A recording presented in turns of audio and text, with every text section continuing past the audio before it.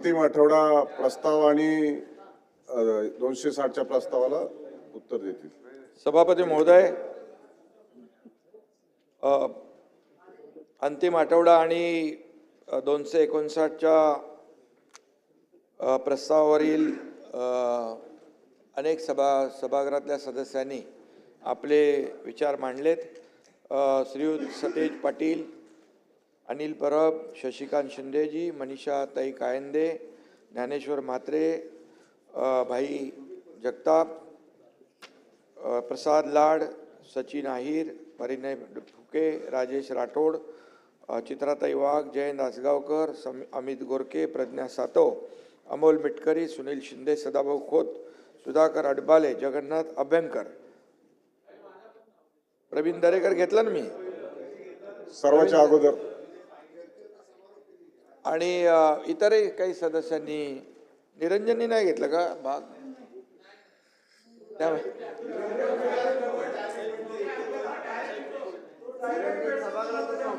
Direct सर्व सदस्यांचं मी मनापासून म्हणजे धन्यवाद देतो त्यांना.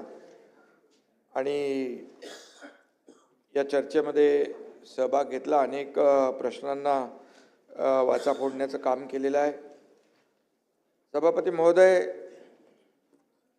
अंतिम आठवडा आणि 260 आणि 259 या 260 मांडलेल्या प्रस्तावाला मी उत्तर आपल्या परवानगीने देतोय. यामध्ये सगळ्यात महत्त्वाचं म्हणजे एक सुरुवातीलाच मी सांगू इच्छितो की आपल्या सरकारने छत्रपती शिवाजी महाराजांच्या जीवनावरचा इतिहास आणि मराठ्यांचा इतिहास आणि साम्राज्य हे पूर्वी CBSE फक्त 1.5 पानाचा परिच्छेद होता. पण दादा भुसे यांनी 8 मे 2025 रोजी केंद्रीय शिक्षण मंत्री धर्मेंद्र प्रधानजी यांच्याबरोबर चर्चा केली आणि आता 8वीच्या पुस्तकामध्ये 21 पानांचा पूर्ण छत्रपती शिवाजी महाराजांचा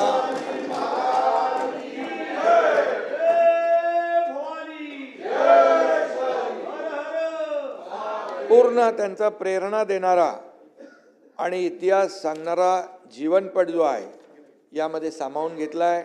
त्यात मराठा साम्राज्याची स्थापना, नागरी प्रशासन, लष्करी प्रशासन, सागरी वर्चस्व, न्यायव्यवस्था असे अनेक विषय त्यामध्ये घेतलेले आहेत. मी सुरुवातीलाच दादा भुसे यांचं तर अभिनंदन शिक्षण मंत्री म्हणून करतोच आहे, त्याचबरोबर धर्मेंद्र प्रधान मंत्री, शिक्षण मंत्री आणि देशाचे आदरणीय प्रधानमंत्री नरेंद्र मोदीजी यांचे मनापासून मी अभिनंदन करतो की छत्रपती शिवाजी महाराजांच्या इतिहासाला त्यांनी प्राधान्य दिलं आणि छत्रपती शिवाजी महाराजांच्या समोर आपण ठेवून महाराष्ट्राचा आराध्य दैवत म्हणून कारभार करतो, त्याला एक मोठा न्याय मिळालेला आहे. आणि यासाठी मी त्यांचं मनापासून अभिनंदन करतो. या पुस्तकामध्ये हे पुस्तक सगळ्यांना द्या तुम्ही, आपल्या सदस्यांना. आणि त्याचबरोबर अनेक विषय आपण मार्गी लावलेले आहेत.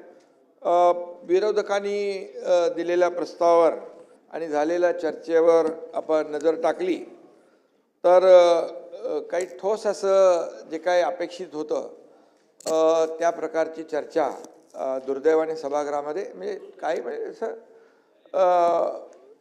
व्हायला पाहिजे होती. पण ठीक आहे, आम्ही सरकार म्हणून 1 वर्ष आता गेल्या आठवड्यात पूर्ण झालं आणि मागची 2.5 वर्ष असे सभापती महोदय 3.5 वर्ष जे काम या महाराष्ट्रामध्ये भाई झालेलं आहे हे तुमच्या सगळ्यांच्या समोर आहे. आणि त्यामध्ये जे काही अगोदरच्या सरकारने स्थगिती दिली होती, काही स्पीड ब्रेकर टाकले होते, हे सगळे आम्ही हटवले. आणि एकीकडे जे खरं आहे ते शशिकांतजी ते सांगतोय, मी खोटं कधी बोलत नाही. आणि म्हणून विकास कामं एकीकडे करत असताना विकासाचे प्रकल्प पण आपण पाहिलेले आहेत आणि लोकाभिमुख कल्याणकारी योजना पण आपण पाहिल्या आहेत. याची सांगड घालण्याचा प्रामाणिक प्रयत्न आम्ही गेल्या 3.5 वर्षामध्ये केलेला आहे.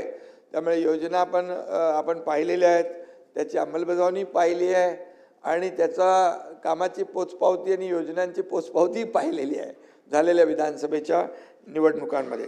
त्यामुळे काही लोकांनी म्हटलं नागपूर करार काही आठवण केली, 6 आठवड्याचं अधिवेशन काही लोकांना आठवलं. पण ज्यांनी मुंबईला सतेजी 2च दिवसाचं अधिवेशन घेतलं होतं, 2 दिवसाचं अधिवेशन, त्याची मी आठवण करून देतोय. तुम्ही का वैयक्तिक कोणी घेऊ नका याच्यामध्ये. आणि तेव्हा कोविड होताही, परंतु कोविडच्या खाली बरंचसं काय पुढे आता बाकी काय मी जास्त बोलत नाही, परंतु म्हणजे तुम्ही केलं ते बरोबर आहे. म्हणजे आप करे तो सही और हमने किया तो अच्छा नहीं, ये क्या बरोबर नहीं है, ये बरोबर नहीं है.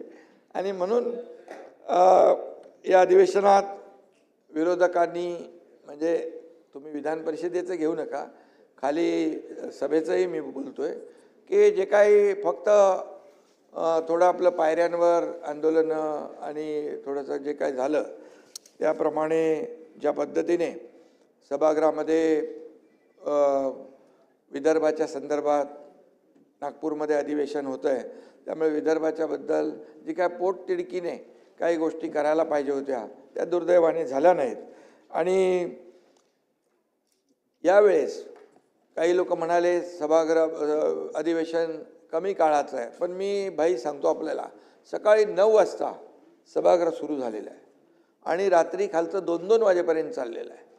त्यामुळे कामकाज जे आहे, कामाला न्याय देण्याचा प्रयत्न सरकारने, आम्ही अगोदरच सांगितलं होतं पत्रकार परिषदेमध्ये, ज्या ज्या प्रश्नांना तुम्ही प्रश्न मांडाल त्याला उत्तर देण्याची सरकारची पूर्ण तयारी आहे. कुठल्याही आयुधाच्या माध्यमातून आपण विचारा. आणि परंतु दुर्दैवाने ते झालं नाही. पण जाऊ द्या, काही जणांनी तर म्हणजे 2 वाजेपर्यंत आम्ही सभागृह चालवलं, पण काही लोक तर 2 तास पण सभागृहामध्ये बसायची तसदी घेतली नाही. काही म्हणजे ज्यांना जनतेची खरंच प्रश्नांची या अधिवेशनामध्ये आपण त्याला न्याय मिळवून घेत असतो, त्याला वाचा फोडत असतो, परंतु तसं काय वातावरण पाहायला मिळालं नाही. फक्त एकच विरोधी पक्षनेता हे पूर्ण अधिवेशनामध्ये दुसरं काय विरोधी पक्षनेत्याशिवाय नेत्यांनी आपल्या चर्चा केली नाही. ही दुर्दैवाची बाब आहे. आणि भाई, विदर्भामध्ये एक म्हण आहे, घरात नाही दाना आणि मले पाटील म्हणा, नाही पाटील म्हणा का बाजीराव म्हणा, ठीक आहे. आणि विरोधकांकडे आता संख्याबळ नाही आहे दुर्दैवाने. ते आमची चूक नाही आहे, जनतेने ते दिलेलं आहे मॅन्डेट, त्या जनतेचं मॅन्डेट स्वीकारलं पाहिजे. आणि जेव्हा जेव्हा आपण, शेवटी सर्व जनता असते आणि म्हणून काही लोक तोंडाने फक्त बोलत असतात, इथे येऊन बोलत नाहीत आणि ते बळ फक्त इथूनच दाखवतात, बाहेर दाखवतात. आणि मग आरोप तर आम्हाला पण आम्ही आरोप पातळी सोडून भाई कधी करत नाही, आपल्याला माहीत नाही. आणि म्हणून काही लोकांचं अंगात नाही बळ आणि चिमटा काढून पळ अशी परिस्थिती काही लोकांची झालेली. मी खाली बोललो, जेव्हा माझ्यावर टीका केली तेव्हा मी बोललोय. काही लोक पर्यटन करून गेले सभापती महोदय, अरायवल आणि डिपार्चर. पर्यटन मंत्री इकडे आहेत आणि म्हणून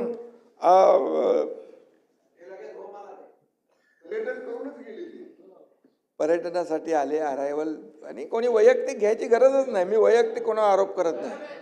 आणि आले, फिरले, गेले, ठीक आहे, चांगलं आहे.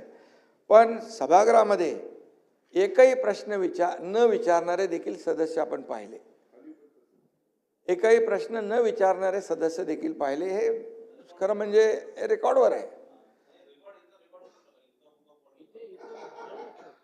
न बोलणारे मध्ये पण रेकॉर्डमध्ये येणार. आणि म्हणून ही खरं म्हणजे लोकांच्या बद्दल असलेली तळमळ जी आहे त्यांनी दाखवली.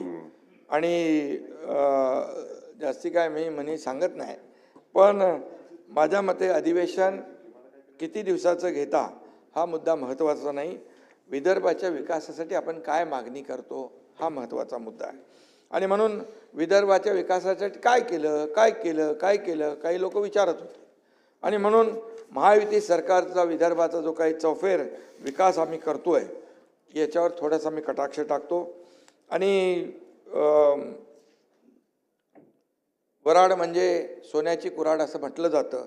तेच वैभव विदर्भाला पुन्हा एकदा प्राप्त करून देण्याचा महायुतीचा प्रामाणिक प्रयत्न आहे. विदर्भामध्ये नागपूरमध्ये अधिवेशन असल्यामुळे या ठिकाणी विदर्भात देखील जे काही केलं आहे त्याचं थोडक्यामध्ये मी सारांश सांगतो. वीज निर्मिती, खनिज संपत्ती, कृषी उत्पादन, वनसंपत्ती, पर्यटन, वाहतूक, लॉजिस्टिक क्षमता ही 7 विदर्भाची मुख्य बलस्थान आहे. आणि इथलं इन्फ्रास्ट्रक्चर, इंडस्ट्री आणि इरिगेशन याच्यावर आम्ही भर दिला गेल्या 3.5 वर्षामध्ये. गडचिरोलीसारख्या नक्षल भागामध्ये आत्तापर्यंतच्या इतिहासामध्ये कधीही कारखाने जात नव्हते. आज कितीतरी कारखाने, जिंदाल सारखे, लॉईड सारखे कितीतरी कारखाने या ठिकाणी गडचिरोलीमध्ये जाऊ इच्छित आहेत. आणि मोठ्या प्रमाणामध्ये दाओसमध्ये देखील जे करार झाले मी मुख्यमंत्री असताना आणि देवेंद्रजी मुख्यमंत्री असताना त्याच्यामध्ये मोठ्या प्रमाणापैकी गडचिरोलीमध्ये देखील उद्योजकांनी करार केले. आणि त्यामुळे 5 लाख कोटींचे जे सामंजस्य करार झाले ते विदर्भासाठी झालेले आहेत. भाई विदर्भासाठी ही मोठी आहे. आणि म्हणून पुढील 5 वर्षात गडचिरोली हे देशाचं स्टील हब बनेल अशा प्रकारचं तिथे लोकांच्या हाताला रोजगार मिळाला आहे. आज कितीतरी हजारो लोकांना काम मिळतं आहे. आणि गडचिरोलीहून जगभरामध्ये स्टील निर्यात केलं जाईल अशा प्रकारची परिस्थिती तिथे आहे. कारण पोटेन्शियल आहे पण लोक जात नव्हते. मला आठवतं मी जेव्हा पालकमंत्री होतो आणि सुरजागडला प्रकल्प सुरू करायचा होता तर आपले अधिकारी पण पोलीस डिपार्टमेंट पण म्हणाले नक्षलवाद आहे तिकडे, नक्षलवादामध्ये तिकडे सुरू करता येणार नाही.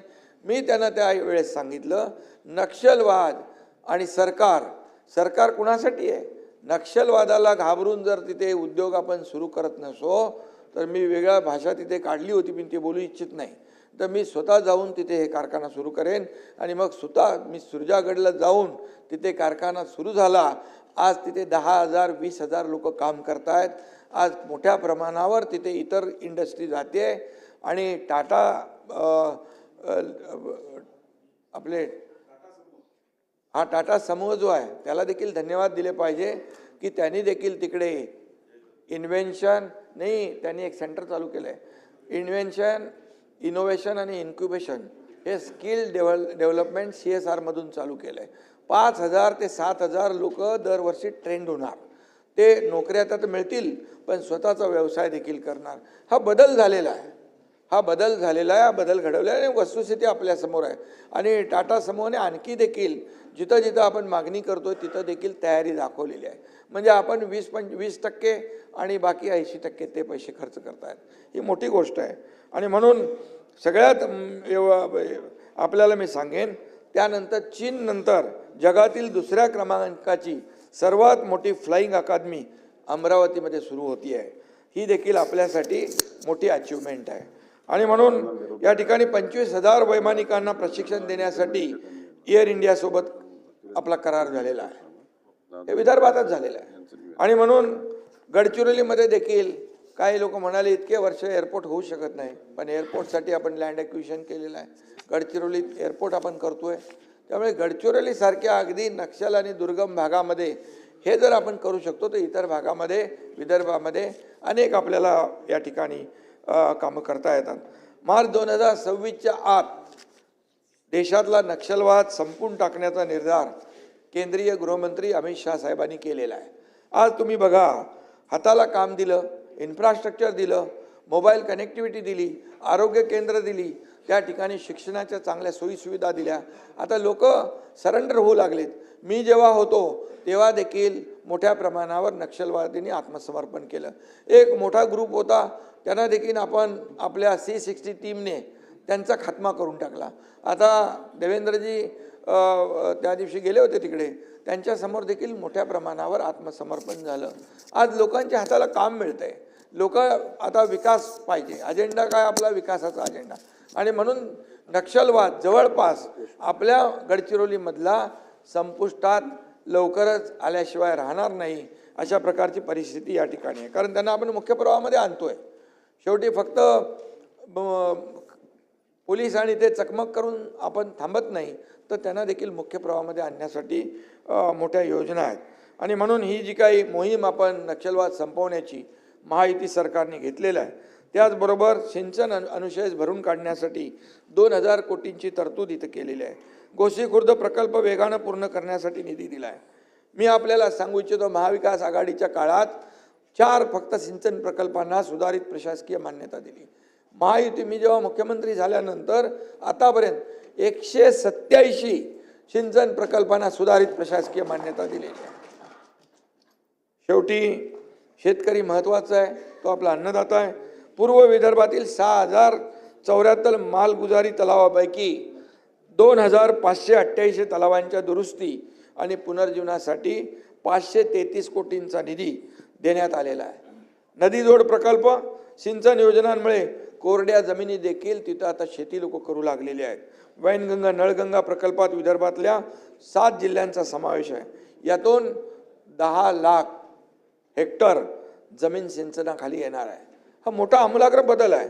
समृद्धी महामार्गाचा विस्तार तुम्हाला माहिती आहे. समृद्धीने आता यावेळेस बरेचसे लोक ते कुठल्या कंपनी इंडिगोचं भानगड झाली, समृद्धीने आले लोक. म्हणजे समृद्धी महामार्ग जो आहे एक गेम चेंजर समृद्धी महामार्ग आहे. त्याला देखील अडथळे निर्माण झाले होते भाई, पण तेव्हा आम्ही त्याला अडथळ्याची शर्यत पार करून त्याचा रस्ता पूर्ण केला. आणि फक्त रस्ता नाही, तिथे ते मल्टीनॅशनल कंपन्या येत आहेत, लॉजिस्टिक पार्क होत आहेत, फूड प्रोसेसिंग युनिट होत आहेत, नोड तयार होत आहेत. म्हणजे एक रस्ता काय करू शकतो हे समृद्धी महामार्गाने दाखवलंय. आता त्याचा आम्ही विस्तार करतोय. भंडारा, गडचिरोली, गोंदियापर्यंत आपण हा महामार्ग घेऊन जातोय. भिवंडीच्या पुढे ते आपण करतोच आहे. आणि भिवंडीपर्यंत एकदम सुपरफास्ट आहे. तिथून आता जे आहे ते आपण त्याचा इलाज काढलेला आहे. आणि म्हणून समृद्धी महामार्गामध्ये मोठ्या प्रमाणावर या ठिकाणी त्याचा वापर होऊ लागलेला आहे. आणि त्याचा फायदा खऱ्या अर्थाने या ठिकाणी राज्याला होतोय. वडसा देसाईगंज ते गडचिरोली या रेल्वे मार्गाला देखील आमच्या काळामध्ये मंजुरी मिळाली. ही रेल्वे सुरजागडपर्यंत नेण्याचा प्रयत्न आहे. त्यामुळे देखील आपण जे स्टील हब म्हणतोय त्याला प्रोत्साहन मिळेल. विदर्भात दळणवळण सुविधांमध्ये क्रांतिकारी भर पडती आहे. विरोधक मात्र जुन्याच आरोपाचं दळण दळत आहेत. त्यामुळे MSP म्हणजे MSPने कापूस खरेदी आपण करतोय, धान उत्पादनासाठी बोनस देतोय, प्रति हेक्टर 20,000 रुपये शेतकऱ्यांच्या बँक खात्यात जमा होत आहेत. कापूस आणि सोयाबीन उत्पादनासाठी व्हॅल्यू चेन जी आहे विकसित करण्यासाठी 520 कोटींचा कार्यक्रम हाती घेतलेला आहे. आणि अमरावती आणि नागपूरला टेक्स्टाईलचं क्लस्टर आपण करतोय. नागपूरला डिफेन्स मॅन्युफॅक्चरिंग हब म्हणून, तर गडचिरोलीला स्टील सिटी म्हणून नवी ओळख या ठिकाणी मिळवून देण्याचा प्रयत्न सुरू होतोय. अमरावतीच्या PM मित्रा या पार्कमुळे 2 लाख रोजगार निर्माण होणार आहेत. आणि निर्यातीच्या अनेक संधी त्यातून आपल्याला पुढे चालून येतील. अमरावतीला नांदगाव पेठ इथं टेक्स्टाईल क्लस्टरचं मेगा प्रोजेक्टला मंजुरी दिलेली आहे. त्याचबरोबर नवीन खनिज धोरणामुळे विदर्भाला मोठा फायदा होणार आहे. नागपूरला महाराष्ट्राचा नवीन आंतरराष्ट्रीय व्यवसाय आणि वित्तीय केंद्र म्हणून विकसित करणारा प्रकल्प हिंगणा तालुक्यात सुरू होणार आहे. हे मी आपल्याला सांगू इच्छितो. सुमारे 1710 एकर जमिनीवर हा प्रकल्प असून त्यासाठी राज्य, हुडको आणि MMRDAच्या यांच्यात MOU झालेला आहे. आणि एकूण 11,300 कोटींचा निधी हुडको उपलब्ध करून देणार आहे. यापैकी 6,500 कोटी नवीन नागपूर बिझनेस डिस्ट्रिक्टसाठी आणि 4,800 कोटी नागपूर रिंग रोडच्या भूसंपादनासाठी आपण मंजूर केलेले आहेत. या प्रकल्पातून 5 लाखापेक्षा जास्त रोजगार निर्माण होणार आहेत. ही वस्तुस्थिती मी सांगतोय. हे आकडे जे आहेत ते मी लिहून ठेवा पाहिजे तर.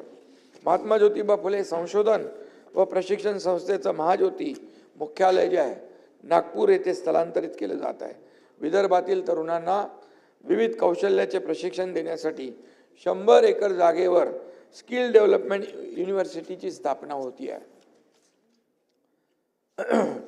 मी मगाशी सांगितलं की 2022मध्ये टाटा ग्रुपशी आपण करार केलेला आहे आणि तिथं देखील मोठ्या प्रमाणावर विद्यार्थी आणि तरुणांना संधी मिळते. यंदा राज्याच्या अनेक भागामध्ये सभापती महोदय अतिवृष्टी झालेली आहे. आपल्या शेतकऱ्यांची शेती उद्ध्वस्त झाली आहे, त्यांचे संसार उद्ध्वस्त झालेले आहेत. शेतकरी केवळ आपला बळीराजा नाही तर अन्नदाता आहे.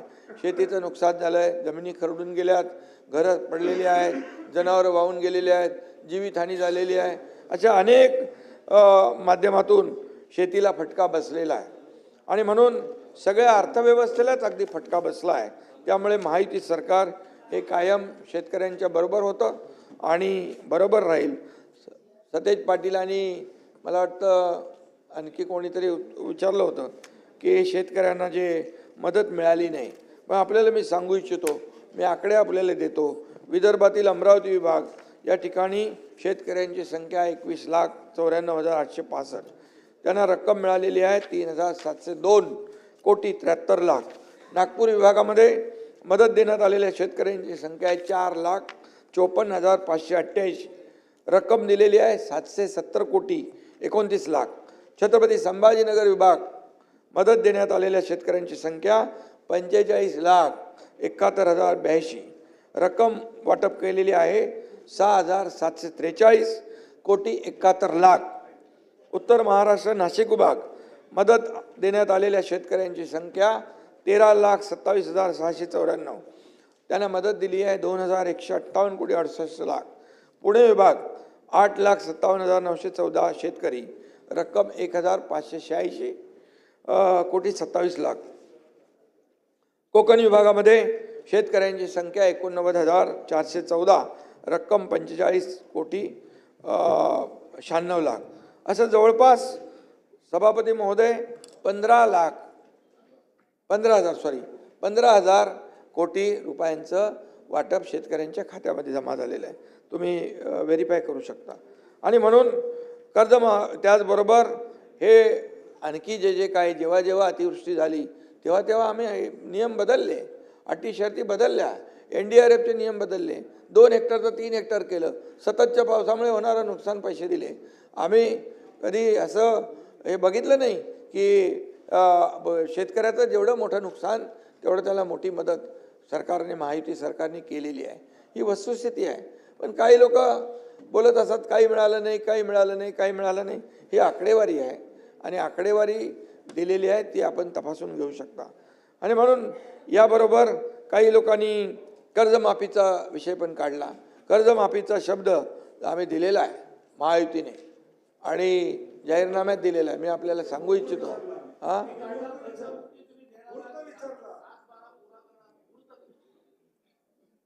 सगळं होतं ना बरोबर. तुम्ही म्हणाले होते लाडकी बहीण योजना पण होणार नाही, झाली ना? झाली की नाही? त्याला अरे इथले लोक कोर्टात गेले होते हे बंद पाडा बनून. गेले होते, जाऊ दे आता बोलत नाही मी. गेले होते बंद पाडायला, कोर्टाने त्यांना दिली चपराक लावून आणि पळवलं त्यांना. तर आणि गेलेले हरले. म्हणून आम्ही जे बोलतो ते करतो. जे बोलतो कमिटमेंट म्हणजे कमिटमेंट. मैं एक तो कमिटमेंट करता नहीं, लेकिन एक बार मैंने कमिटमेंट कर दी तो फिर खुद की भी नहीं सुनता.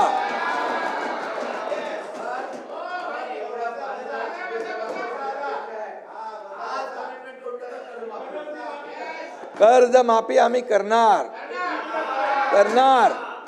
आणि करणार म्हणजे करणार. तुम्ही तुमच्या समोरच करणार आणि त्यामुळे चिंता करू नका. सतेज पाटील, सचिन अहिर या सदस्यांनी देखील शेतकऱ्यांच्या मदतीबरोबर तुम्ही ठीक आहे. आपल्याला तर शेतकऱ्यांच्या बाजू बोललंच पाहिजे. त्याशिवाय शेवटी आपण सगळेजण विरोधी पक्ष काय, सत्ताधारी पक्ष काय, हे आपण शेवटी सभागृहामध्ये या महाराष्ट्रातल्या लोकांसाठी हे अधिवेशन असतं.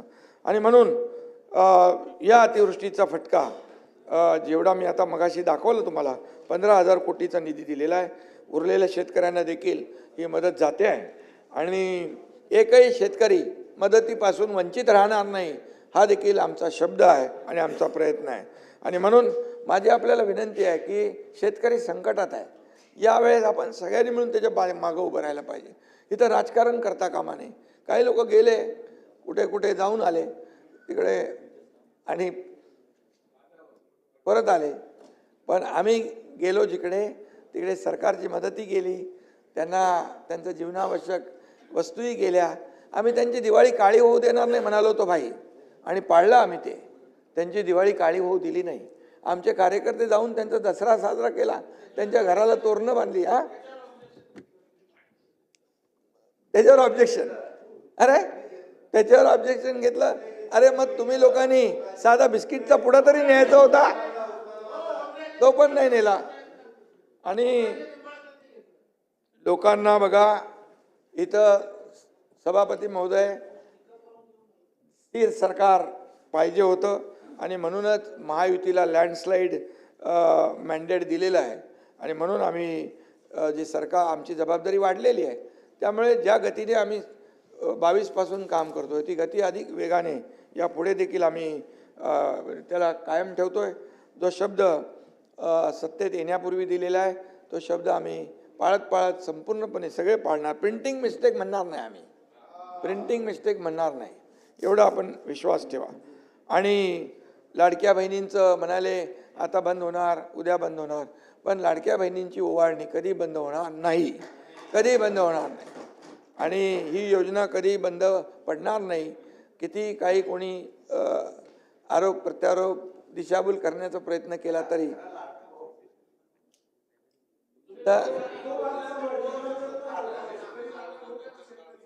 आणि त्यामुळे किती काही हे केलं तरी लाडकी बहीण योजना कधी बंद होणार नाही. कोणी माईकाला आला तरी बंद नाही होणार. 2100 रुपये आम्ही बोललेलो आहे, ते देखील योग्य वेळी देणार, योग्य वेळी देणार भाई. अरे आम्ही जे बोलतो ते करणार. बोल द्या तो बोल द्या. आणि म्हणून योजना ह्या सुरू राहतील. खरं तर मी मुख्यमंत्री झालो तेव्हापासूनच अनेक लोकांना त्रास झाला, पोटदुखी झाली, काय काय आजार झाले. कारण मी आपलं काम करतो, मी प्रामाणिक कामावर फोकस करणारा कार्यकर्ता आहे. मुख्यमंत्री होतो तेव्हाही कार्यकर्ता म्हणून काम केलं आहे, आताही कार्यकर्ता म्हणून काम करतोय, उद्याही कार्यकर्ता म्हणून काम करणार आहे. माझ्या डोक्यामध्ये मुख्यमंत्री पदाचा हवा नाही, जातच नाही. आणि त्यामुळे माझं नाव घेतल्याशिवाय काही लोकांचा दिवस सुरू होत नाही आणि काही लोकांचा दिवस संपत नाही. माझं नाव घेतल्याशिवाय शशांकजी आणि स्वप्नात मी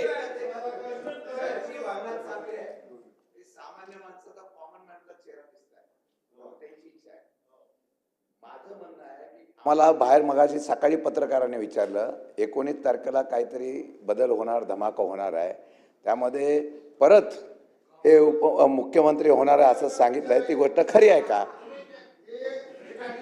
सभापती महोदय, शशिकांतजी, आमचा अजेंडा खुर्ची नाही आहे. आमचा अजेंडा काय सांगतो, ज्या लोकांनी आम्हाला खुर्चीत बसवलंय ना त्यांचे प्रश्न सोडवणे, त्यांच्या समस्या सोडवणे. त्यामुळे तुम्ही तुम्ही हितचिंतक आहात, आभारी आपला. परंतु आपल्याला सांगतो मी, आमचा अजेंडा जो आहे बघा, सोन्याचा चमचा घेऊन जन्माला आम्ही आलो नाही, परंतु या महाराष्ट्रातल्या सर्वसामान्य लोकांच्या आयुष्यात सोन्याचे दिवस आणण्याचा प्रयत्न आम्ही करणार.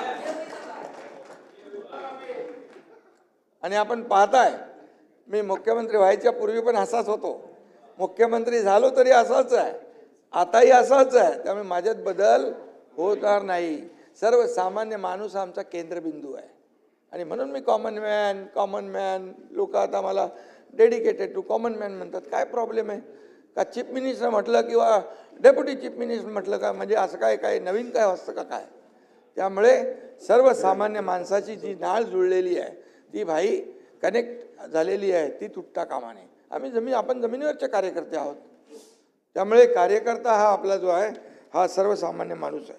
आणि म्हणून मी आपल्याला एवढंच सांगतो की काही लोकांना मला कोणी सांगितलं कि आप नज़र का ऑपरेशन कर सकते हैं लेकिन नजरिए का नहीं कर सकते, डोळ्याचं करू शकतो पण क्या आहे, मग त्याला आता झोपेचा सोंग घेतलेल्या माणसाला उठवू शकतो का आपण?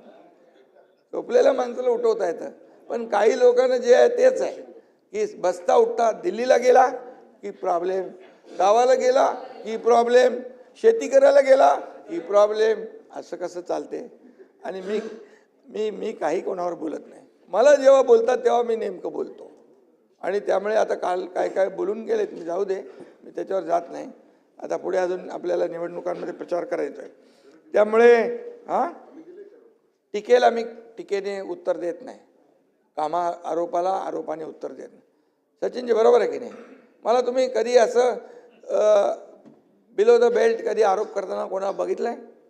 मी कधी नाही. मला आरोप करतात, मग मी चांगल्या भाषेमध्ये त्यांना उत्तर देतो,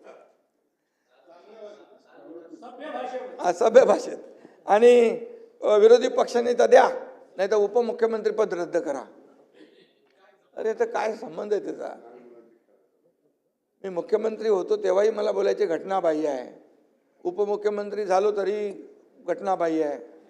मग आता घटना मानतच नाहीत त्या लोकांनी हे बोलावं, ही शोकांतिका आहे. मग आता महाविकास आघाडीच्या सरकारमध्ये आता अजितदादा इथं होते मगाशी, ते कोण होते?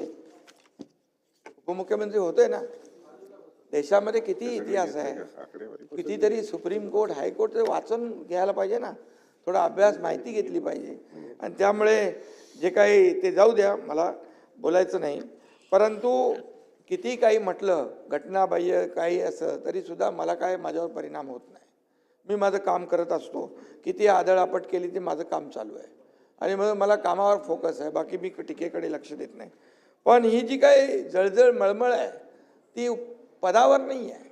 एकनाथ शिंदे याच्या वैयक्तिक याच्यावर आहे का? एक सर्वसामान्य घरातला कार्यकर्ता मुख्यमंत्री झाला, एक शेतकऱ्याचा पोरगा मुख्यमंत्री झाला, का का का हजम होत नाही, का पटत नाही? आणि म्हणून मला एवढंच सांगायचं आहे की शेवटी काही लोकांना किती काही केलं तरी ते पटणार नाही. पण मी काय त्याच्यावरचा फोकस हटवला नाही कामावरचा. आणि ते दोन शब्द आणखी सांगतो तुम्हाला. न मैं गिरा ना मेरे हौसले गिरे, न मैं गिरा ना मेरे हौसले गिरे, पर मुझे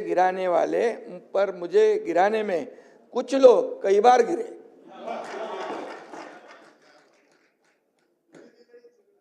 थोडं पाहिजे, हरकत नाही, कामातून उत्तर देत राहू आम्ही. आणि मुंबईकरांसाठी देखील काल पण आम्ही सभागृहामध्ये अनेक निर्णय घेतले. खालच्या सभागृहात देखील 2 दिवसापूर्वी अनेक निर्णय घेतलेले आहेत, ऐतिहासिक निर्णय घेतलेले आहेत मुंबईकरांसाठी. झालं ना चांगलं.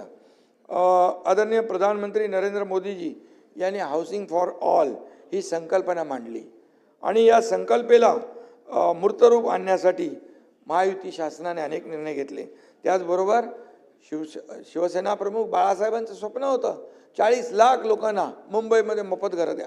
तेव्हा काही लोकांनी खिल्ली उडवली, पण त्याची खरी सुरुवात मुख्यमंत्री एकनाथ शिंदे झाल्यावर सुरू झाली, याचा मला अभिमान आहे.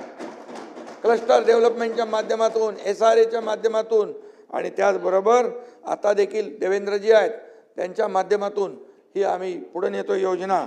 आणि घरं बांधणे, पुनर्विकास यामधले सगळे अडथळे दूर केले आम्ही. मग खरं म्हणजे मुंबईमध्ये मराठी माणूस ताठ मानेने उभा राहिला पाहिजे, त्याला चांगलं घर मिळालं पाहिजे. यासाठी त्यांचा जो काही पुनर्विकासाचा मार्ग आहे तो भाई आम्ही मोकळा केलेला आहे. मुंबईमध्ये ओसी नसलेल्या 20,000 इमारतींना दिलासा दिला. 20,000 किती संख्या झाली बघा तुम्ही. ओसीमुळे त्यांना काही मिळत नव्हतं. प्रॉपर्टी टॅक्समध्ये डबल, पाणीपट्टी डबल, लोन मिळत नव्हतं. मी काल परवा बोललो, पण त्यांना त्याचा खरेदी विक्री करता येत नव्हती. त्यांच्या डोक्यावर टांगती तलवार होती, काढली ना आम्ही बाजूला. शेवटी कायदा कोणासाठी पाहिजे? लोकांच्या भल्यासाठी. आणि तो आम्ही निर्णय घेतला आहे. त्यामुळे या जवळपास 2.5 लाखापेक्षा म्हणजे 10 लाख कुटुंब यापेक्षा जास्त लोकांना थेट फायदा होणार आहे.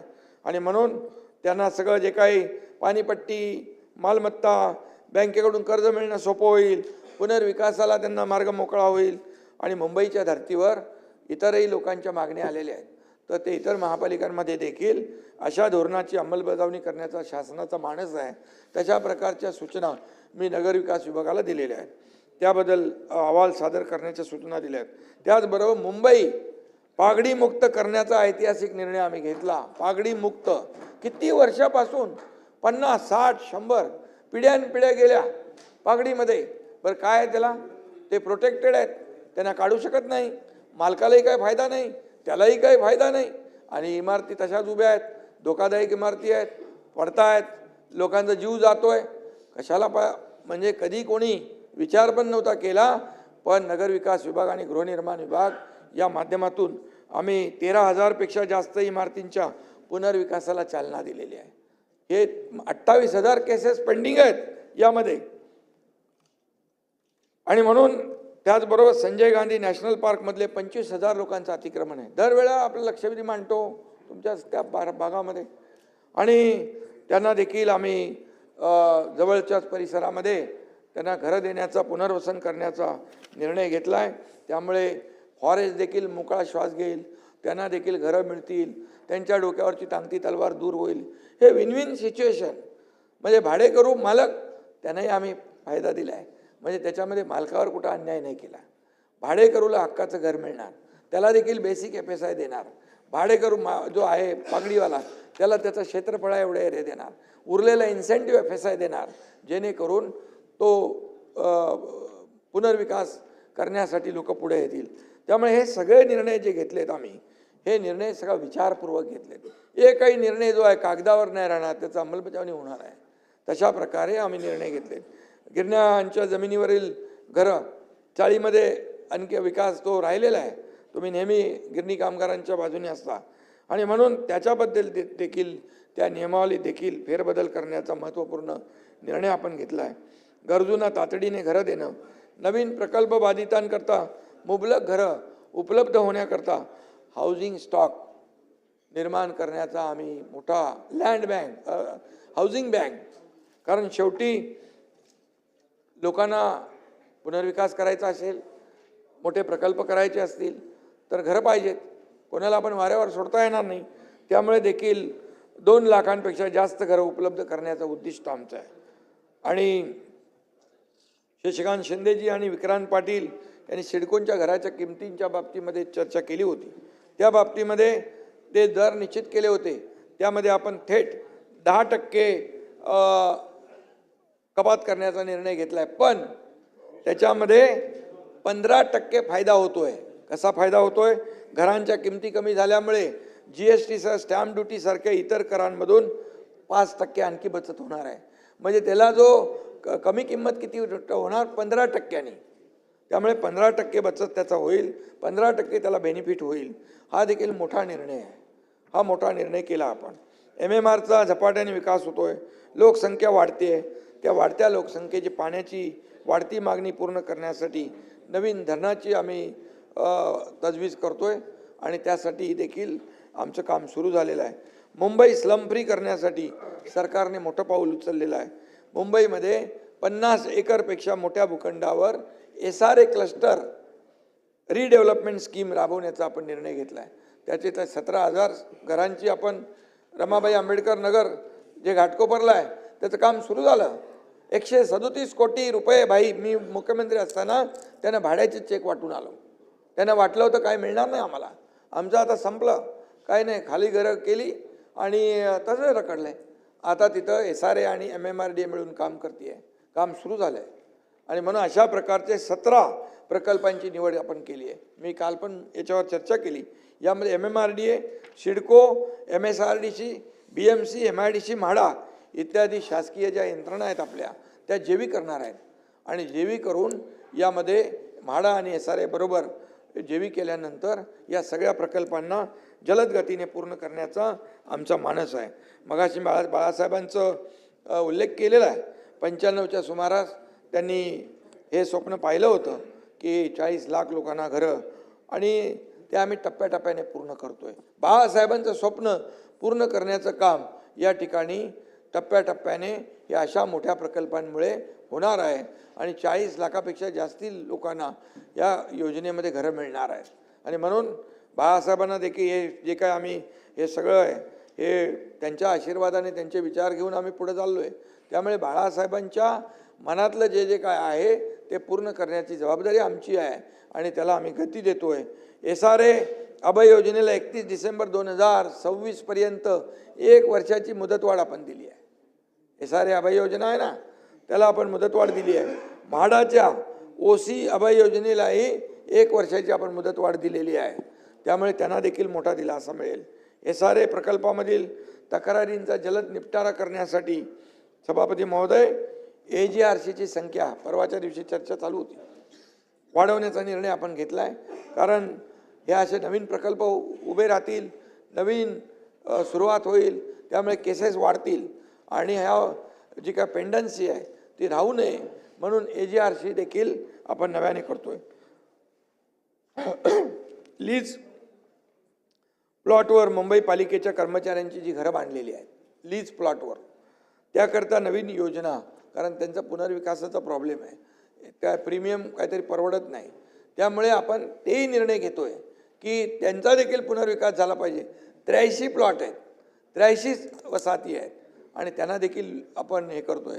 मी तर 2-3 वसाहतीमध्ये स्वतः जाऊन आलो, तिथली काय परिस्थिती आहे. मुंबईचा सफाई कामगार मुंबई स्वच्छ करतो आणि तो कशा अवस्थेत राहतो त्याला आम्ही प्राधान्य दिलेलं आहे. आणि आज तिथं बघितलं तर 5 स्टार अम्युनिटी सुरू केलेले आहेत. हे काम शेवटी सरकार म्हणून आपलं आहे, ते आम्ही करतोय आणि त्यांना देखील योजना आम्ही करतोय. मुंबईतील फनेल झोनमुळे रखडलेल्या इमारतींच्या पुनर्विकासाला देखील गती देतोय. मी काल म्हणालो इथं की फिजिबल करण्यासाठी हे सगळे प्रकल्प जो अनयूज FSI जो वापरता येणार नाही हाईट रेस्ट्रिक्शनमुळे, त्याच्या पोटी TDR देण्याचा आम्ही निर्णय घेतलेला आहे. TDRच्या माध्यमात काही लोकांच्या सूचना आहेत की भाडं जे आपल्याला लागतं त्याचा देखील कॅल्क्युलेट करावा TDR, त्याच्यावर देखील आपण सकारात्मक विचार करतोय. कारण शेवटी कुठलाही भुर्दंड त्या नागरिकावर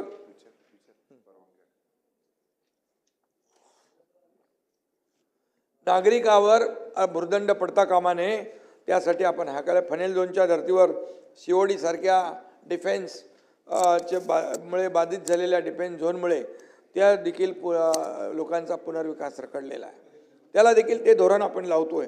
या योजनांमुळे मुंबईत हजारो पुनर्विकास प्रकल्प मार्गी लागणार आहेत आणि म्हणून झोपडपट्टी पुनर्वसन क्षेत्र घोषित केल्यानंतर योजनेचा प्रस्ताव सादर केल्यानंतरचा कालावधी 120 दिवसावरून 60 दिवसावर आपण आणलेला आहे. त्यामुळे प्रकल्प जलद गतीने राबवले जातील, पेंडन्सी थांबेल आणि लोकांची रखडपट्टी होणार नाही. झोपडपट्टीवासियांना देय असलेलं प्रलंबित भाडं आणि SRAला देय असणाऱ्या रकमा या थकबाकीची वसुली करण्यासाठी विकासकाच्या मालमत्तेची जप्ती करून विक्री करण्याचा निर्णय देखील आपण याच्यामध्ये नियमामध्ये बदल केलेला आहे. कारण काही लोक हात वर करून टाकतात, त्याला भाडं नाही, काही नाही, गेला तो नाला सोपारा वसई, इकडं गेला बदलापूर अंबरनाथ वांगणी, काय त्याच्या हातामध्ये काही नाही. आणि म्हणून मुंबईच्या बाहेर गेलेला मुंबईकर पुन्हा मुंबईमध्ये आणण्याचं काम या ठिकाणी आपलं महायुती सरकार करणार आहे. त्यासाठी हे तजवीज आपण करतो आहे. आणि म्हणून काही लोक मुंबई तोडणार हे निवडणुका आल्या की करतात, परंतु मी सांगतो की मुंबई ही आपली आर्थिक राजधानी आहे आणि मुंबई महाराष्ट्रापासून कोणी तोडू शकत नाही. मुंबई हा हार्ट आहे महाराष्ट्राचा आणि जोपर्यंत सूर्यचंद्र आहे तोपर्यंत मुंबई कोणीही तोडू शकणार नाही. कोणी माईकाला आला तरी, कुणाच्याही 7 पिढ्या खाली आल्या तरी सुद्धा. त्यामुळे जे तुम्ही जरा आपल्या मित्रपक्षाला सांगत नाही. शासकीय यंत्रणा SRA यांच्या जेवीच्या माध्यमातून रमाबाईचं मी आपल्याला उदाहरण रमाबाई आंबेडकरचं नगरचं सांगितलेलं आहे. एकूण 16,500 झोपड्याचं पुनर्वसन होत आहे आणि म्हणून या ठिकाणी झोपडीधारकांचं भाडं जे आहे ते इतर जे काय त्यांची माहिती डिजिटल प्लॅटफॉर्मवर आणण्याचा प्रयत्न करतो आहे आम्ही. आणि झोपडपट्टी धारकांची पात्रता आणि अपात्रता निश्चित करण्यासाठी ऑटो ॲनेक्स्टर 2 प्रणालीचा वापर या ठिकाणी आपण करतोय आणि त्याचबरोबर मानवी हस्तक्षेपाशिवाय पडताळणी यामुळे करता येईल आणि तिथं देखील फार जे काही आता जो काही सिस्टीम आहे ती सिस्टीम देखील अधिक सुलभ करण्यासाठी SRA मध्ये आणि म्हाडामध्ये त्यासाठी देखील आपण हे करतो. काल अनिल परब म्हणाले की आपल्या ST महामंडळ ना त्याच्यामधले RTO त्यांची मी माझ्याकडे होतं खातं तेव्हा मी सगळ्या ऑनलाईन करून टाकल्या ऑनलाईन बदल्या करून टाकल्या ऑनलाईन त्यांच्या ट्रान्सफर आणि पोस्टिंग. तसंच या ठिकाणी देखील आपण या व्यवस्थेमध्ये अधिक सुलभता आणली पाहिजे, सुटसुटीतपणा आणला पाहिजे यासाठी, कारण लाखो लोकांचा विषय आहे. आणि म्हणून मुंबईतल्या बंद 58 गिरण्यांमधील 1 लाख गिरणी कामगारांच्या वारसांना मी त्याशी बोललो ना, घरं देण्याची योजना सुरू करण्यात आली. हे ज्या जागेसाठी सहमती त्यांनी दर्शवली आहे त्यांना ते आपण तिकडे देऊ, पण ज्या सहमती दर्शवणार नाहीत त्यांना इतर पर्याय आपण देण्याचा देखील निर्णय घेतलेला आहे. नाही त्या मध्ये काहीतरी त्याचा ते इतर पर्याय देऊ ना, आपण इतर पर्याय देऊ. आणि यामध्ये 18 वर्षांच्या प्रदीर्घ कालावधीनंतर महायुती सरकारने गृहनिर्माण धोरण 2025 जाहीर केलं आहे. यामध्ये परवडणारी घरं, शहरात नवीन आलेल्या युवकांसाठी रेंटल घरं, वर्किंग वुमन हॉस्टेल्स, ज्येष्ठ नागरिकांसाठी घरं, अशा अनेक घटकांना न्याय देण्याचा प्रयत्न आपण केलेला आहे. ज्येष्ठ नागरिकांसाठी जिरॅटिक केअर करता विशेष योजना आपण तयार करतोय, हे देखील आपण करतोय. म्हाडा अंतर्गत जुने रखडलेले प्रकल्प मोतीलाल नगर असेल, अभ्युदय नगर असेल, GTB नगर, कोळीवाडा, सायन कोळीवाडा, आदर्श नगर, वांद्रे रेक्लेमेशन, SVP नगर, इतर अनेक प्रकल्प जे आहेत, कामाटीपुरासारखा देखील प्रकल्प जो अनेक वर्ष रखडले त्याला देखील आम्ही मान्यता दिली आहे. त्यांचे देखील तिथं मोठ्या प्रमाणावर विकास होईल, डेव्हलपमेंट होईल आणि क्लस्टर डेव्हलपमेंटमध्ये ते देखील आपण केलेलं आहे. आणि म्हणून मुंबईकरांना मुंबईतच हक्काचं सुरक्षित घर मिळालं पाहिजे हे स्वप्न जे बाळासाहेबांचं होतं त्याची पूर्तता आपण करतोय. आणि म्हणून येत्या 23 जानेवारी रोजी सुरू होणाऱ्या बाळासाहेबांच्या जन्मशताब्दी वर्षानिमित्त मुंबईकरांसाठी योजना आणून 23 जानेवारी रोजी सुरू होणाऱ्या बाळासाहेबांच्या जन्मशताब्दी वर्षानिमित्त, सुनील शिंदे ऐका, मुंबईकरांसाठी योजना आणून आम्ही बाळासाहेबांच्या चरणी हे सगळं योजना आणि योजना पुष्प अर्पण करतोय.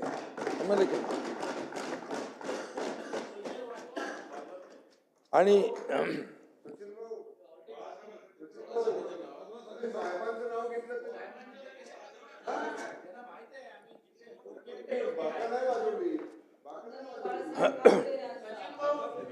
मला आनंद आहे सभापती महोदय की सेंट्रल हॉलमध्ये पण, मुंबईच्या विधान भवनामध्ये सेंट्रल हॉलमध्ये पण बाळासाहेबांचं तैलचित्र लावण्याचं संधी आणि भाग्य आम्हाला लाभलं, याचं देखील आम्हाला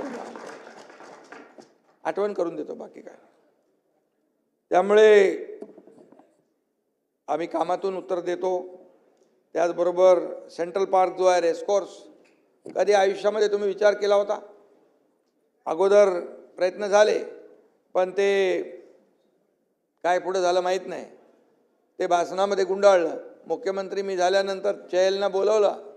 मी म्हणालो रेसकोर्सची जमीन जी आहे ती मुंबईकरांसाठी ऑक्सिजन पार्क, सेंट्रल पार्क म्हणून उपलब्ध झाली पाहिजे. मग त्यातली 125 एकर जमीन सरकारने घेतली आणि त्याचबरोबर जे कोस्टल रोडचा जो एरिया आहे तो जवळपास 170 एकर, सभापती महोदय, मिळून 300 एकरचं आंतरराष्ट्रीय दर्जाचं सेंट्रल पार्क मुंबईमध्ये आपण करतोय, मुंबईमध्ये. आणि याला आपण चालना देतोय आणि त्याची सगळी तयारी झालेली आहे. आणि म्हणून ह्या अशा प्रकारची जी काही कामं आहेत त्या, आणि त्याचबरोबर पूर्ण राज्यभरात आदरणीय आमचे प्रधानमंत्री नरेंद्र मोदीजी यांच्या वाढदिवसानिमित्त छोट्या छोट्या शहरांना पण नमो गार्डनसाठी 1-1 कोटी रुपये आम्ही दिले. नवीन गार्डन नको. छोट्या छोट्या शहरामध्ये गार्डन बनवणं, उद्यान बनवणं त्यांना परवडत नाही, म्हणून आम्ही 394 उद्यानांना 394 कोटी रुपये दिले. 394 कोटी. आणि म्हणून याचाही विचार तुम्ही करा. आणि म्हणून यामध्ये छोट्या शहरांमध्ये फायरमनची देखील काही लोकांनी मुद्दा काढला होता. अग्निशमक दल 2000 पदांची भरती करतोय आपण. नगरपालिकांमध्ये रिक्त 1000 पदं आपण भरतोय. किती आपण निर्णय घेतोय. आणि म्हणून किती कुणी काही आरोप करू द्या, किती द्या शाप, किती करा वल्गना, आम्ही राबवू जनकल्याणकारी योजना. त्यामुळे हे सगळं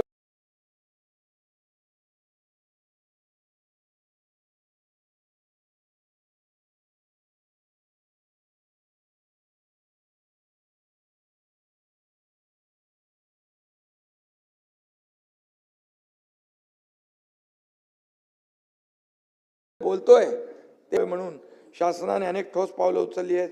सन्मान्य सदस्य इच्छितो मी, महाआघाडी सरकारच्या काळात मार्च 2022 112 हेल्पलाईनचा रिस्पॉन्स टाइम 15 मिनिटं 51 सेकंद होता. तो आता निम्म्यावर आलाय. आता रिस्पॉन्स टाइम 7 मिनिटं 23 सेकंद झालेला आहे. बदल झाला आहे. हा.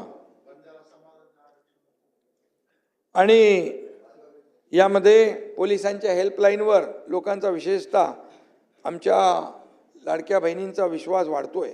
पोलिसांच्या 1502 फोर व्हीलर्स आणि 2269 टू व्हीलर्सवर मोबाईल डिव्हाइस टर्मिनल आणि GPS यंत्रणा लावण्यात आली आहे. बलात्कारांच्या गुन्ह्यांची उकल करण्याचं प्रमाण 87.80% झालेलं आहे. आणि कन्व्हिक्शनचा रेट वाढलेला आहे. कन्व्हिक्शनचा रेट वाढला आहे याचा अर्थ तुम्ही लक्षात घ्या. सगळ्या पोलीस ठाण्यात महिला मदत कक्ष स्थापन केलेला आहे. राज्यात 27 विशेष न्यायालय महिलांवरील अत्याचारासंबंधी खटल्यांच्या जलद गतीच्या निपटाऱ्यासाठी स्थापन केलेली आहेत. पॉस्कोची प्रकरणं चालवण्यासाठी 138 विशेष जलद फास्ट्रॅक न्यायालय या ठिकाणी आपण केलेली आहे. 12 जलदगती विशेष न्यायालय सुरू केलेली आहेत. मुस्कान ऑपरेशनमध्ये 13 ऑपरेशन राबवून हजारो मुलांचा शोध घेऊन ते पालकांच्या हवाली केलेले आहेत भाई. आणि म्हणून महिलांविषयक गुन्ह्यामध्ये वर्षभरात 24 तासात 62 दोषारोपपत्रे आणि 48 तासात 60 गुन्ह्यांमध्ये दोषारोपपत्र दाखल केलेली आहेत. महिलांच्या सुरक्षिततेसाठी महिला अत्याचार प्रतिबंधक कक्ष, निर्भया योजना, महिला सहाय्य कक्ष याद्वारे मदत करण्यात येते. मसाजोग प्रकरणामध्ये आपण शशिकांतजी यांनी मुद्दा उपस्थित केला होता. या प्रकरणातील 8 आरोपीपैकी 7 आरोपी अटक झालेले आहेत. कृष्णा आंधळे फरार आहे. कोणत्याही आरोपीला जामीन मिळालेला नाही. कृष्णा आंधळेचा शोध सुरू आहे. आणि आपल्याला सांगतो त्याच्या सगळ्या ज्या काही प्रक्रिया आहेत ती सुरू झालेली आहे. आणि आपल्याला मी सांगतो दोषींना फासावर लटकवल्याशिवाय सरकार स्वस्थ बसणार नाही. आणि त्या आपल्या कोण देशमुख ना त्यांच्या परिवाराला न्याय दिल्याशिवाय, संतोष देशमुख यांच्या परिवाराला न्याय मिळाल्याशिवाय आणि या अशा प्रकारच्या गुन्हेगारांना जरब बसवल्याशिवाय सरकार काही शांत बसणार नाही. आणि म्हणून भ्रष्टाचाराच्या प्रकरणातील दोषी सरकारी अधिकारी, लोकप्रतिनिधी यांच्यावर देखील कारवाईच्या बाबतीमध्ये चर्चा झाली. त्याच्यावर कोणालाही पाठीशी घातलं जाणार नाही. 1 जानेवारी 2025 ते 11 डिसेंबर 2025 पर्यंत एकूण 135 प्रकरणात 203 आरोपींवर भ्रष्टाचार प्रतिबंधक कायद्यानुसार कारवाई केलेली आहे. काही सदस्यांनी नगर परिषदांमध्ये निधी नसताना विशेष कामांना मंजुरीबाबत मुद्दा उपस्थित केला होता. बजेट प्रोव्हिजन तपासून आणि योजना निहाय निधी उपलब्ध आहे का ते पाहूनच विकास कामांना मंजुरी देण्यात आली आहे. त्यामुळे चिंता करू नका. रस्ते बांधकामातील भ्रष्टाचाराबद्दल सभागृहात मुद्दा आलेला आहे. रस्ते बांधकामात भ्रष्टाचार होऊ नये म्हणून त्याची पूर्ण खबरदारी घेतली जाईल. सगळ्यात महत्त्वाचं म्हणजे सर्व रस्ते कामाच्या निविदा काढण्यात येतात. या टेंडरची छाननी करण्यात येते. कामाच्या दर्जात कुठंही हयगय होणार नाही. आणि त्यामध्ये देखील ऑडिट करायचं असेल, जे काही करायचं असेल, कामाच्या दर्जामध्ये कसूर करणाऱ्यांना ब्लॅकलिस्ट केलं जाईल हे देखील मी या ठिकाणी सांगू इच्छितो. आज मुंबईमध्ये कॉन्क्रीटचे रस्ते पहिला दुसरा आता मेमध्ये एक टप्पा पूर्ण होईल. पुढच्या वर्षभरामध्ये अख्ख्या मुंबईमध्ये खड्डेमुक्त मुंबई होईल. सिवरेज ट्रीटमेंट प्लांट त्याचं आपण काम सुरू केलेलं आहे. बाळासाहेब ठाकरे आपला दवाखाना आपण सुरू केलेला आहे. या ठिकाणी अनेक अडथळे असलेले थांबवलेली कामं आपण सुरू केलेत मुंबईसाठी. आज मुंबईच्या इकडे कोस्टलवरून गेल्यावर आपण परदेशात आल्यासारखा भास होतो. जे लोक जातात तिकडे. सरकारी भरती व योजनांबाबत ज्ञानेश्वर म्हात्रे यांनी मुद्दा उपस्थित केला. 75,000 रिक्त पदे भरण्याच्या घोषणेची चांगली अंमलबजावणी करण्यात येते आहे. ऑगस्ट 2022 ते ऑक्टोबर 2024 पर्यंत 85,363 जणांना नियुक्ती दिलेली आहे. घोषणेपेक्षा जास्त पदांवर नियुक्ती केल्या आहेत. हे देखील मी आपल्या नजरेस आणू इच्छितो. आणि 42,484 जणांना शासकीय पदांवर, 39,215 जणांना निमशासकीय महामंडळावर, 3,664 जणांना अनुकंपा तत्वावर नियुक्ती देण्यात आलेल्या आहे. नोव्हेंबर 2024 ते नोव्हेंबर 2025 अशा वर्षभरात 34,869 जणांना नियुक्त्या दिलेल्या आहेत. ज्ञानेश्वर, आम्ही ज्या घोषणा करतो त्या कागदावर राहत नाही, त्यांची अंमलबजावणी देखील करतो. हॅम पद्धतीच्या रस्ते कामातील आर्थिक अपाराबद्दल इतर काही लोकांनी चर्चा केलेली आहे. मोबिलायझेशन चार्जेसच्या नावाखाली सार्वजनिक निधीचा अपार होतो असा आरोप केला आहे. परंतु मी आपल्याला सांगतो, हायब्रिड एन्युटीच्या कामात EPC प्रकारचा जो काही करारनामा वापरला जातो त्यामध्ये मोबिलायझेशन ॲडव्हान्सची तरतूद आहे. ही रक्कम प्राधिकरण कॉन्ट्रॅक्टरच्या कामाच्या सुरुवातीला कंत्राटाच्या किमतीच्या 10% रक्कम व्याजासह अग्रिम देण्यात येते. ही रक्कम 5%च्या 2 समान हप्त्यात दिली जाते. पहिला हप्ता कंत्राटदारांना विनंतीपत्र आणि बँक गॅरंटी दिल्यावर दिला जातो. दुसरा हप्ता कंत्राटदाराने युटिलायझेशन सर्टिफिकेट दिल्यावर दिला जातो. आणि यावर ॲडव्हान्सवर मोबिलायझेशन ॲडव्हान्सवर व्याज आकारलं जातं. त्यामुळे कंत्राटदाराला ॲडव्हान्सच्या 110% बिनशर्त बँक गॅरंटी द्यावी लागते. आणि म्हणून प्रत्येक बिलातून ठराविक 15% रक्कम त्याची कापून घेतली जाते. त्यामुळे सार्वजनिक निधीचा अपहार होण्याचा जर कोणी प्रयत्न केला तर त्याला चाप लावण्याचा नियम आपल्याकडे आहे. या ठिकाणी अनिल परब नाही आहे, त्यांनी मुंबईतील हवेच्या प्रदूषणाबाबत चिंता व्यक्त केली होती. पण चिंता करण्याची गरज नाही. RTOचं मी सांगितलं ना, खरमाटे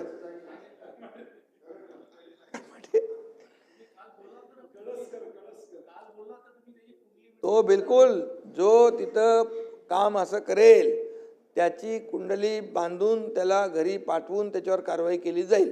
ते बिलकुल त्याच्यामध्ये ते द्या ना माझ्याकडे, मी करतो ते. आणि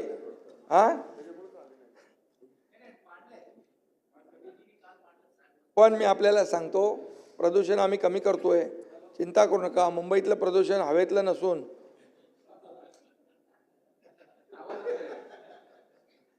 ते राजकीय असेल आणि बाकी, तर यामध्ये एकच सांगतो, मुंबईमध्ये भाई डीप क्लीन ड्राईव्ह कोणी आणला?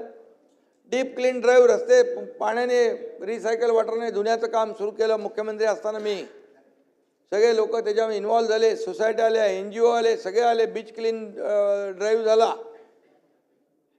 आम्ही रस्ते धुतले हो. तेव्हा आपण म्हणायचं हे काय मुख्यमंत्र्याचं काम असतं? मग काय मुख्यमंत्र्याचं काम घरी बसायचं असतं? आणि आम्ही तर रस्ते धुतले, तिजोऱ्या नाही धुतल्या. त्यामुळे बोलताना कधी विचारपूर्वक बोललं पाहिजे. उत्तरं आमच्याकडे पण आहेत, आम्हाला बोलायला कशाला लावता. आणि म्हणून समुद्र किनारे आता STPमुळे आता जेवढं पाणी जात आहे ते पूर्णपणे सचिनना माहीत आहे की पूर्णपणे विदाऊट ट्रीटमेंट जात आहे. बरोबर.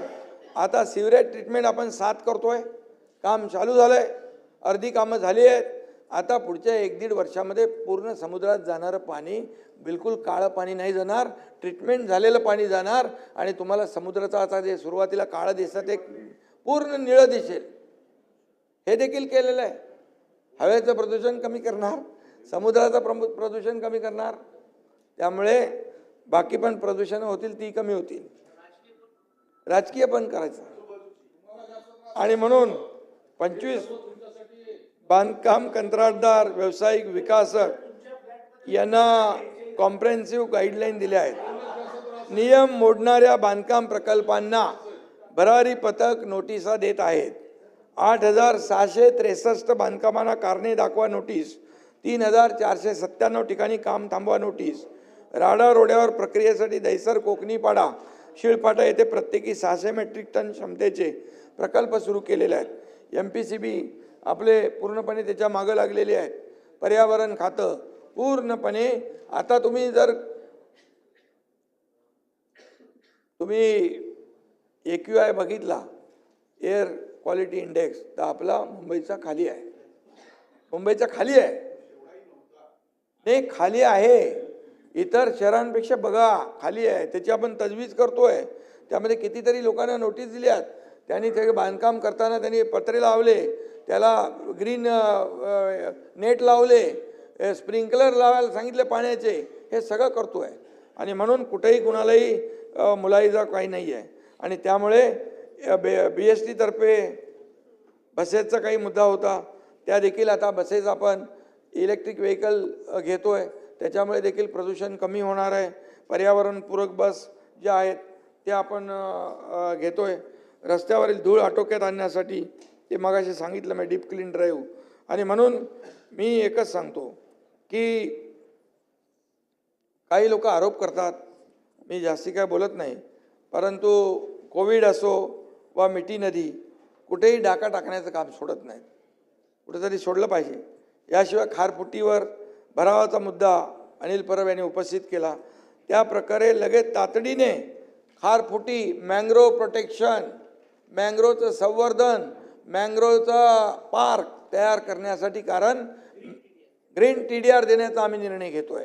का मँग्रोव्ह कोण, नाहीतर मँग्रोव्हला कोणी बघत नाही, त्याच्यावर भरणी होते, अनधिकृत बांधकामं होतात. पण मँग्रोव्ह प्रोटेक्ट करण्यासाठी आतापर्यंत नियम होता का सचिन भाऊ? तो निर्णय घेतला आपण आणि त्यांना ग्रीन TDR आपण देण्याचा हे केलेला आहे. आणि त्यामुळे मँग्रोव्ह पार्क निर्माण करता येतील. पर्यावरण जे आहे ते वाचेल. त्याच्या डिटेलमध्ये मी जात नाही. काल एक पत्रकार मला बोलला आहे सगळ्यात मोठा निर्णय घेतला तुम्ही, कारण याच्यामुळे जैवविविधता आहे, सगळं ते जमिनीची धूप थांबेल, या ठिकाणी जलचर प्राणी आहेत त्यांचं प्रोटेक्शन होईल. ह्या सगळ्या गोष्टी ज्या आहेत या मँग्रोव्हमुळे प्रोटेक्ट होतात. आपण मँग्रोव्ह जातात पण त्यांना काही कोणी त्या ज्याच्या मालकी जमिनीमध्ये मँग्रोव्ह आहेत त्याला देखील आम्ही ग्रीन TDR देण्याचा निर्णय या ठिकाणी ते धोरण आणतोय. आणि म्हणून वर्सोवा भाईंदर या 26 किलोमीटरच्या कोस्टल रोडला देखील मुंबई हायकोर्टाने मान्यता दिलेली आहे. म्हणजे वर्सोवा भाईंदर गेला तर तुमचं वेस्टर्नची ट्रॅफिक जी आहे ही वेस्टर्नची ट्रॅफिक कमी होऊन जाईल. आणि BKC मध्ये संपूर्ण MMR मध्ये पॉट टॅक्सी वरून चालणारी पॉट टॅक्सी प्रधानमंत्री मोदीजींनी तेव्हा आम्ही गेलो तेव्हा बोलले की आता रस्ता ट्रॅफिकने झालेला आहे, आता मेट्रो होती आहे, मेट्रोने आपल्याला तेवढं दिलासा मिळेल, पण पॉट टॅक्सीने देखील तुम्ही लास्ट माईल कनेक्टिव्हिटी गाठू शकता. आणि त्यासाठी देखील आपला प्रयत्न सुरू आहे. BKC मार्गे रिक्लेमेशन ते नवीन एअरपोर्ट मुंबई आणि नवीन मुंबई एअरपोर्ट जो आहे तो अंडरग्राऊंड टनेल आपण करतोय. मुंबई आणि नवी मुंबई एअरपोर्ट मेट्रोने जोडतोय. म्हणजे हा प्रकल्प आपण मंजूर केलेला आहे याच्या. आणि या प्रकल्पामुळे मुंबईतील वाहतूक कोंडी आणखी कमी होईल. वाढवण बंदरासाठी 76,000 कोटी केंद्र सरकारने दिलेत. त्यांचं मोदीजींचं मी अभिनंदन करतो. या ठिकाणी देखील आपण MIDC, मी परवाच म्हणालो आपल्या उदय सामंत यांना, MIDC तिथे झाली पाहिजे, तिथे लॉजिस्टिक पार्क झाला पाहिजे, तिथे एअरपोर्ट झाला पाहिजे. त्या ठिकाणी तिसरा एअरपोर्ट देखील या ठिकाणी आपण करतोय. आणि म्हणून याबरोबर मुंबईच्या आजूबाजूचा परिसर जो मुंबईवर लोड कमी करायचा असेल तर नवी मुंबई, इकडे पालघर, आता हा वर्सोवा विरारपर्यंत जातोय. विरार ते वाढवणपर्यंत हा आपण रस्ता खेचतोय. आणि त्यामुळे मोठ्या प्रमाणावर या ठिकाणी तुम्हाला वाटेल काय आता पैसे नाही आहेत पण आम्ही नवीन मॉडेल केलेले आहेत. BOT केलं आहे, PPP केलं आहे. हॅम केला आहे, एन्युटी मॉडेल केलेला आहे, बरेच लोक त्याच्यामध्ये येत आहेत. आणि त्यामुळे आपल्या राज्यामध्ये खूप मोठ्या प्रमाणावर इन्फ्रा प्रोजेक्ट सुरू आहेत. पायाभूत सुविधा ज्या राज्याच्या जादा आहेत त्या राज्याची प्रगती फास्ट असते. आणि म्हणून काही लोक टीका करतात केंद्र सरकारवर, प्रधानमंत्र्यांवर.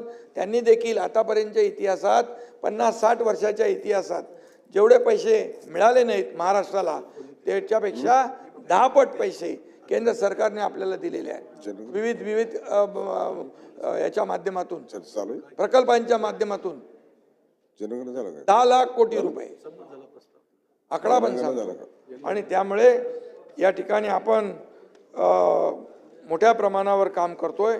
नगर विकास विभागाच्या माध्यमातून अमृत योजनेतून गेल्या 3 वर्षामध्ये 27,000 कोटीचा पाणी पुरवठा आणि मलनिस्सारण योजना आम्ही केल्यात.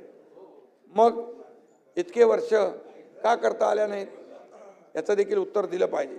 आणि म्हणून मी आपल्याला सांगतो की मुंबई काय तो आता नवीन सिनेमा कुठला निघालाय का पुरंदर, तिजोरीला घातलं भेटोळं, प्रत्येक कामात घोटाळे, मुंबईकरांना लुटून मुंबईचे केले वाटोळे, असं मला आता पाठवलंय आणि कोणीतरी पाठवून. मुंबईच्या तिजोरीवर दरोडा टाकणारे हे रहमान डकैत कोण आहेत त्याचा शोध घेतला पाहिजे. हो ना, ते रील बघितली का तुम्ही? त्याचा रील बघितला. आणि म्हणून मी आपल्याला सांगतो की मी असं कोणाला वैयक्तिक बोलत नाही, पण मला जेव्हा तुम्ही बोलता तेव्हा मला बोलायला लागतं. आणि म्हणून एवढंच सांगतो की मुंबई को लुटनेवाला कौन है वो रहमान डकैत याचा शोध नक्की घेतला पाहिजे. इतिहासात असे अनेक डकैत, रहमान डकैत अनेक आले आणि गेले पण. आणि असल्या रहमान डकैतांना पाणी पाजणारी धुरंधर महायुती आहे. मी तुम्हाला सांगतो, एक कार्यकर्ता म्हणून सांगतो, आमच्यावर तोंडसुख घेता तेव्हा थोडा विचार करा. आमच्याकडे काय काय आमच्यावर बोलले ते मी आज बोलत नाही, आज सगळंच बोलत नाही मी, नंतर अजून आपल्याला पुढं बरंच काय. आणि म्हणून मी एवढंच सांगतो की जे महायुती हे ट्रेलर आहे, हे पिक्चर अभी बाकी आहे. आणि म्हणून मी आपल्याला एवढंच सांगतो की राज्यात महायुती सरकार आलेलं आहे. 3.5 वर्ष काम सुरू आहे. आणि म्हणून 3.5 वर्षामध्ये तुम्ही जे वस्तुस्थितीला आपण मान्य केलं पाहिजे, वस्तुस्थिती मान्य केली पाहिजे, तरच खऱ्या अर्थाने आपल्याला राज्यासाठी सत्ताधारी असो नाहीतर विरोधी पक्ष असू द्या, यामध्ये आपल्याला न्याय देता येईल. आणि म्हणून मी आपल्याला एवढंच सांगतो की जाता जाता हे दरेकरजी तुमचं 55 कोटी रुपये ते 14 तळे शताब्दी महोत्सवासाठी सामाजिक न्यायाने दिलेले आहेत, मंजूर केलेले आहेत. आणि दापोली महाबळेश्वर सातारा मार्गे अक्कलकोट अशी अलाइनमेंट आहे, ती फिजिबिलिटी आहे, MSRDC तपासते आहे, MSRDC तपासते आणि तेही देखील करू आपण. आणि म्हणून अशी कामं बघा, एवढी कामं केली 3.5 वर्षाचं ॲप्रिशिएशन केलं पाहिजे. तुम्ही मुख्यमंत्री झालो तेव्हाही काढा म्हणाले, घटनाबाई आहे. आता उपमुख्यमंत्री आहे तरी म्हणा काढा, घटनाबाई आहे. अरे काम जो करतोय, आता कालच्या परवाच्या वर्तमानपत्रात बघितलं मी, सगळ्या वर्तमानपत्रांमध्ये हेडलाईन झालेली आहे का मुंबईचे इतक्या वर्षाचे प्रश्न जे आहेत, मुंबईचा पुनर्विकास जो आहे हा थांबलेला आहे, पुनर्विकास मार्ग मोकळा केलेला आपण.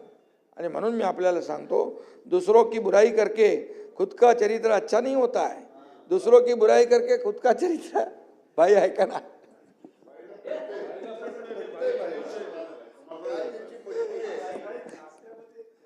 दुसरं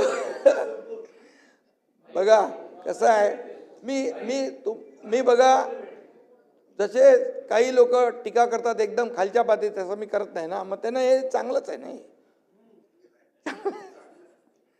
दूसरों की बुराई करके खुद का चरित्र अच्छा नहीं होता, विचार और विश्वास बेचने वाला कभी सच्चा वारिस नहीं होता. आणि म्हणून आम्ही सगळे विकासासाठी एकत्र आलेलो आहे. आदरणीय प्रधानमंत्री मोदी साहेबांच्या नेतृत्वात देश विकास यात्रेवर भरारे मारतोय. त्यात महाराष्ट्राचं सगळ्यात मोठं कॉन्ट्रीब्युशन असणार आहे. $5 ट्रिलियन इकॉनॉमी. आपल्याला काय दिलंय? 1 ट्रिलियन. नीती आयोगाच्या बरोबर बैठक झाली त्यावेळेस ते म्हणाले तुम्ही महाराष्ट्राचं काय बघताय, तुम्ही मुंबई MMR मध्येच 1 ट्रिलियन नाही, $1.5 ट्रिलियन पोटेन्शियल आहे. एवढं पोटेन्शियल आपल्याकडे आहे आणि महाराष्ट्राचं योगदान सगळ्यात जादा असणार आहे भाई. या आपल्या पुढच्या 2029, 35, 2047 हे टप्पे जे आहेत आणि म्हणून हे आमचं जे आहे मिशन आहे आपलं की महाराष्ट्राचं कॉन्ट्रीब्युशन सगळ्यात जादा असलं पाहिजे. त्यामुळे महायुती विचारांची आहे, विश्वासाची आहे. त्यामुळे किती कोणी प्रयत्न केला तरी काही फरक पडत नाही. युती आमची अभेद्य राहणार आहे. आणि तुम्ही तिकडं लोकभवनला आले होते ना?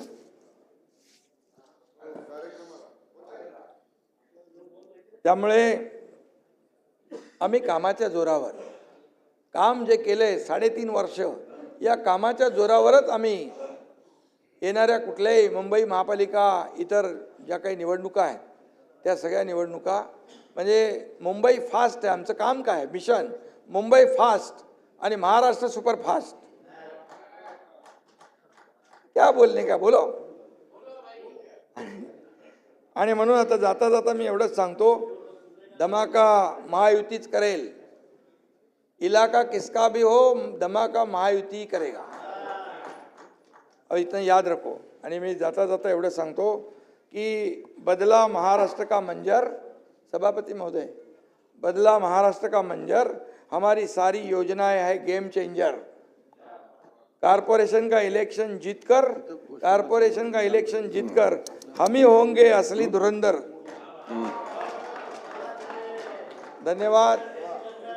जय हिंद, जय महाराष्ट्र. सतेज पाटील. सन्माननीय सभागृह नेत्याने 260 आणि अंतिम